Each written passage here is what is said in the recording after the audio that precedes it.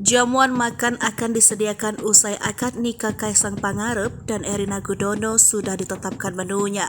Digelar di Royal Ambarukmo, Yogyakarta, sebelumnya menu tradisional dipersiapkan. Menu yang disajikan usai akad nikah Kaisang dan Erina adalah makanan tradisional yang sering disantap para raja Yogyakarta. General Manager Royal Ambarukmo, Herman Korbois, mengatakan bahwa terdapat 4 menu utama yang akan dibagikan pada tamu.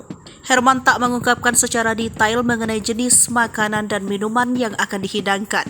Herman hanya menjelaskan bahwa lokasi yang akan digunakan untuk akad nikah dulunya merupakan tempat tinggal Sultan Hamengkubuwono VII. General Manager Royal Ambarukmo Herman Korbois mengatakan bahwa menu makanan raja-raja akan dipersiapkan untuk disuguhkan kepada tamu akad nikah Kaisang dan Erina. Menu tradisional yang disajikan merupakan hidangan khas para Sultan Yogyakarta. Menu tersebut merupakan makanan yang bisa disantap oleh para raja. Jenis minuman yang diajukan juga satu tema, yakni jamu-jamuan.